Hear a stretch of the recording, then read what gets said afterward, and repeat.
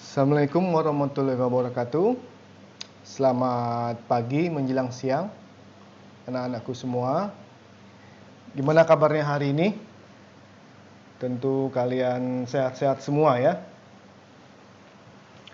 Karena Bapak harap juga kita semua bisa melalui pandemi ini dengan baik. Oke? Kita coba lanjut, karena minggu kemarin kita sudah perkenalan, maka sekarang kita masuk ke dalam materinya.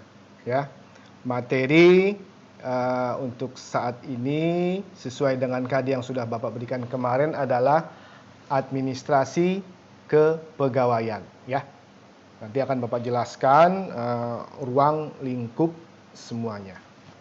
Next. Administrasi, Bapak review sedikit. Kamu waktu kelas 10 tentu sudah mengenal istilah administrasi umum, ya. Waktu itu kamu belajar dengan Bu Siti atau Bu Neneng. Di situ dijelaskan apa itu pengertian administrasi secara umum, definisinya. Nah, untuk kelas 11 itu kita akan masuk ke dalam pengertian administrasi kepegawaian, ya. Tapi sekali lagi Bapak ulangi sedikit, bahwasanya administrasi itu ada 3 pengertian, ya, 3 pengertian bahasa. Yang pertama, dari bahasa Latin, dia disebut atau diucapkan dengan et plus ministrer. Et itu apa? Intensif. Ministrer itu apa? Melayani, membantu, atau memenuhi. Ya, itu dari bahasa Latin. Kalau dari bahasa Inggris, apa istilahnya? Yaitu administration, tata usaha, ya, dalam bahasa Indonesianya.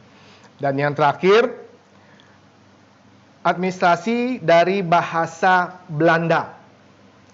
Apa itu? Administratie, ya, yaitu kegiatan tata usaha kantor, ya. Jadi itu pengertiannya dari bahasa Latin, bahasa Inggris, sama bahasa Belanda. Kamu minimal harus paham 3 istilah tersebut. Oke, next. Sementara itu, menurut Kamus Bahasa Besar Indonesia, karena kita adalah berkeluarga negara bahasa Indonesia, itu dijelaskan bahwasanya administrasi adalah usaha dan kegiatan yang meliputi penetapan tujuan serta penetapan cara-cara penyelenggaraan pembinaan organisasi, usaha, dan kegiatan yang berkaitan dengan penyelenggaraan kebijakan untuk mencapai tujuan kegiatan yang berkaitan dengan penyelenggaraan pemerintahan serta kegiatan kantor dan tata usaha, ya. Jadi di situ clue-nya adalah penyelenggaraan kegiatan organisasi dalam bentuk luas guna mencapai tujuan, itu sudah pasti, dan biasanya diselenggarakan dalam bidang pemerintahan, ya. Itu menurut definisi KBBI. Jadi apa? Itu berarti kalau kamu bisa pahami sekilas, itu adalah pengertian administrasi secara luas, ya, karena untuk meliputi atau melingkupi cakupan yang lebih luas daripada pribadi sendiri, ya. Next. Nah, sekarang kamu sudah paham itu administrasi menurut 3 bahasa, lalu secara umum, secara luas itu. Nah, sekarang coba kembali lagi sekilas mengenai administrasi. Sebetulnya kalau administrasi dalam arti sempit itu apa? Ya, coba kamu ingat-ingat lagi, administrasi dalam arti sempit. Ya, ini Bapak tanyakan, nanti di akhir materi coba kamu kumpulkan, ya. Ingat, administrasi dalam arti sempit, karena tadi yang Bapak jelaskan itu adalah administrasi dalam luas. Sekarang detailnya atau sempitnya itu seperti apa, ya. Itu yang pertama. Oke, lanjut. Nah, sekarang kita masuk ke tenaga kerja. Data tahun 2020 yang Bapak ambil itu data dari peta global dunia, itu ada 10 negara ya dengan penduduk terbanyak di dunia ya. Mulai dari nomor 1, 2, 3, 4, kamu bisa lihat itu di peta ya. Nomor 1 itu apa sih negaranya? Tentu kamu paham kalau kamu lihat bola dunia. Nomor 1 itu tentu adalah Cina ya. Nomor 2 itu apa? 3 itu apa? Sampai terakhir nomor 10. Nomor 10 kalau kamu paham itu, misalnya kamu lihat di peta, itu adalah negara di bawah Amerika Serikat apa. Nah, tentu kamu paham ya. Nah, di sini Bapak akan menjelaskan sedikit karena kita menjelaskan tenaga kerja di Indonesia. Di situ sudah Bapak cantumkan. Nomor 4 itu adalah negara Republik Indonesia dengan jumlah penduduk saat ini adalah 274 jiwa ya. Itu data tahun 2020 ya. Jadi kamu pahamkan dulu tuh nomor 1 sampai 10. Indonesia khususnya nomor 4 ada berjumlah 274 juta jiwa. Kenapa? Dari gambar ini nanti ada 2 soal tugas nih yang akan Bapak berikan kepada kalian. Jadi nanti tolong kamu cari mulai dari nomor 1 sampai 10 kecuali nomor 4 yang sudah Bapak jelaskan sekarang, negaranya apa saja sama jumlah penduduknya berapa ya, biar kamu paham. Sekalian kamu juga biar bisa searching di internet. Oke, lanjut, next. Pengertian tenaga kerja ya. Itu ada beberapa tokoh yang menjelaskan sebagai berikut. Menurut Sumitro Jojo Hadikusumo, tenaga kerja adalah semua orang yang mau ataupun bersedia dan memiliki kesanggupan untuk bekerja. Ya. Jadi kesanggupan untuk bekerja bagi semua orang, ya. Menurut Dr. Payaman Simanjuntak, mengistilahkan tenaga kerja adalah penduduk yang sudah atau sedang bekerja, sedang mencari pekerjaan, dan melaksanakan kegiatan lain. Ya, jadi dijelaskan sudah, sedang, dan setelah bekerja menurut Payaman Simanjuntak. Lalu menurut Dr. A. Hamzah Sarjana Hukum, beliau mendefinisikan tenaga kerja adalah orang yang bekerja di dalam atau di luar hubungan kerja dengan alat produksi utama dalam proses produksi, baik tenaga fisik maupun pikiran ya. Nah, kalau kita melihat dari definisi beliau tersebut, mungkin kita bisa mengambil sedikit latar belakang orang tersebut, mungkin adalah orang lapangan ya, atau orang pabrik, istilahnya seperti itu ya. Oke, next. Lalu menurut A. W. Wijaja,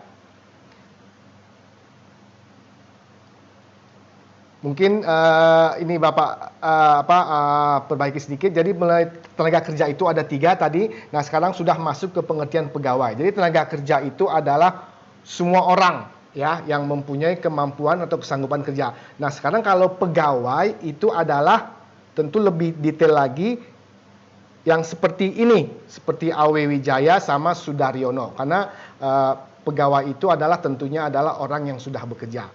Lebih jelasnya seperti ini.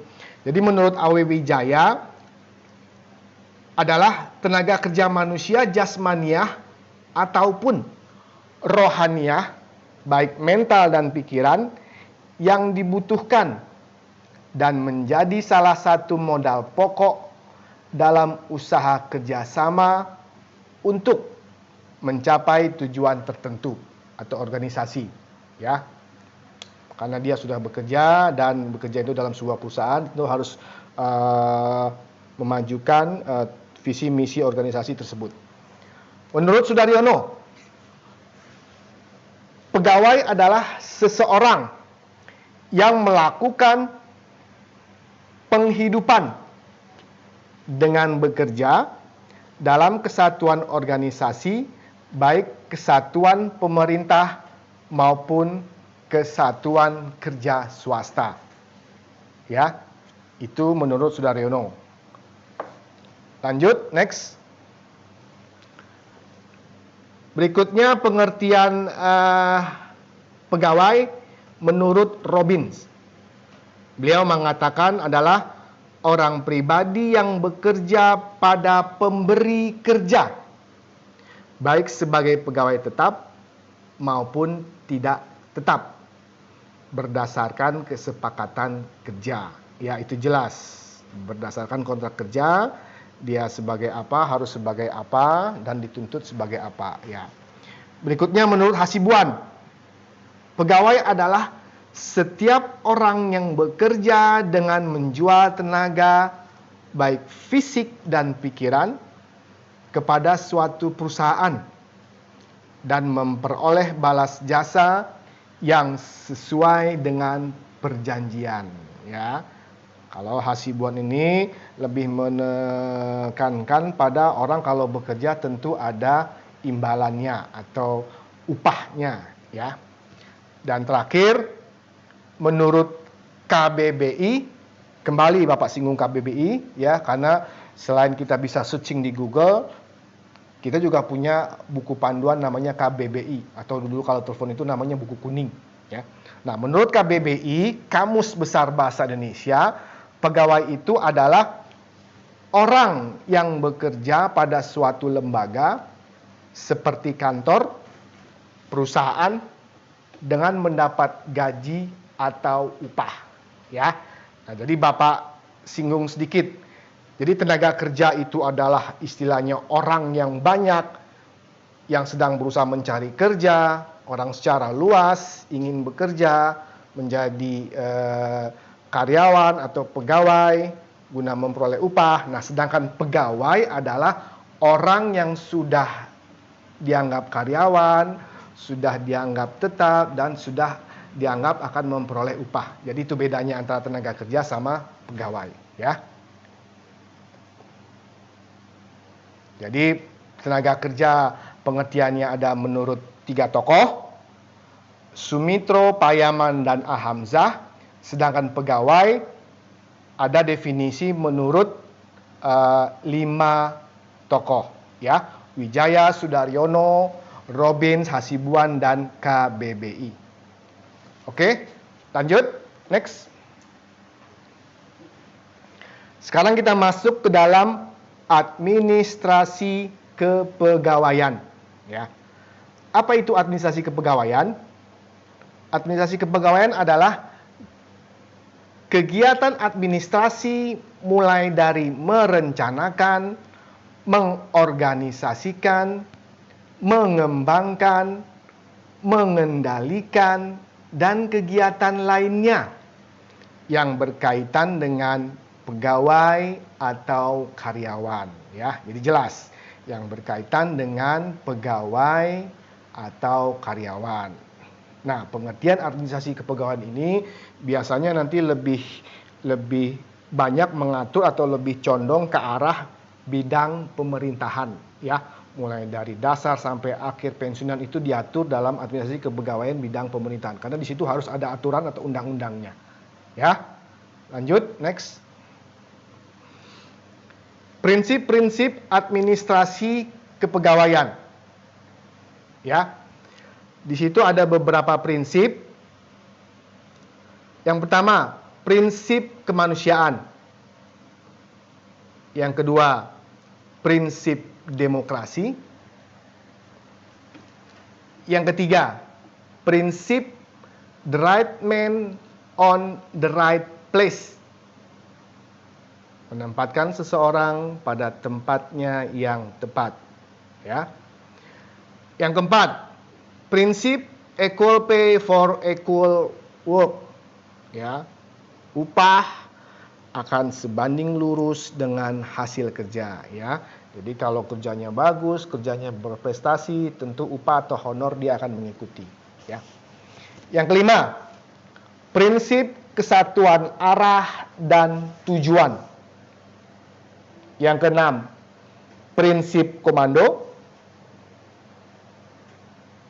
Ketujuh, prinsip efisiensi dan produktivitas kerja. Ya, itu jelas, kerja harus efisien dan produktif, harus menghasilkan. Ya. Yang kedelapan, prinsip disiplin. Dan yang terakhir adalah prinsip wewenang dan tanggung jawab. Ya, jadi jelas. Mulai dari pengertian administrasi apa itu secara umum, lalu administrasi pegawai, lalu jelas juga itu apa ketenaga kerjaan, apa itu pegawai, lalu masuk ke dalam definisi administrasi kepegawaian, itu sudah Bapak jelaskan tadi di awal ya. Baik, untuk pertemuan saat ini Bapak cukupkan sampai di situ, dan terakhir Bapak ingatkan kembali ya, next. Jadi untuk tugas yang tadi Bapak minta tadi, jadi tolong kirimkan 2 jawaban tersebut, yang pertama sama yang kedua yang sudah Bapak minta ya, ke dalam WA group saja ya. Karena apa?